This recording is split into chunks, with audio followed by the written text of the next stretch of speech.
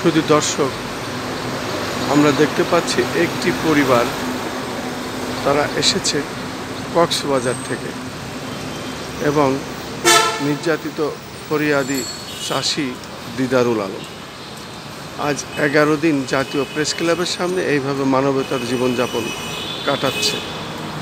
তারা এই যে আমরণ অনশন করছে আমরা দেখতে পাচ্ছি। আমরা ঈদের দিনও তাকে দেখেছিলাম এইভাবে, এর আগেও আমরা নিউজ করেছি, আবার আজও আমি দেখতে পাচ্ছি। আজকে কুরবানির ঈদ, ঈদুল আজহার দ্বিতীয় দিন পার হয়ে গেছে, যেহেতু 2 দিন চলে গেছে, এখনও তারা এইভাবে জাতীয় প্রেস ক্লাবের সামনে অবস্থান নিয়ে আমরণ অনশন পালন করছে। ঠিক তাদের যে অভিযোগ সেটা তারা এখানে তুলে ধরেছেন।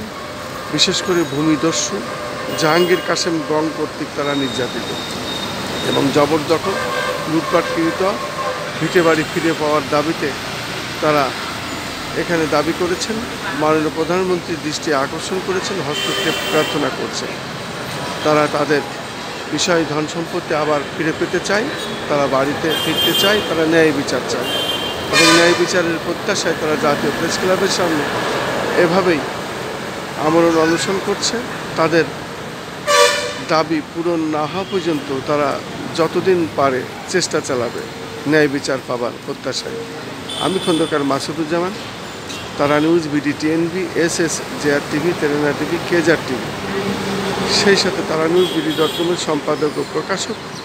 পাশাপাশি ইউটিউবগুলি আমরা এটা প্রচার করে থাকি। বিশেষ করে একজন ইউটিউবার হিসাবে আমি কাজ করে থাকি। বিশেষ করে MB Bangla TV, BLPP TV, এটার প্রতিষ্ঠাতা চেয়ারম্যান ও পরিচালক হিসাবে আমি এই কাজগুলি সাধারণত করে থাকি জাতীয় প্রেস ক্লাবের সামনে, রাজধানী ঢাকা।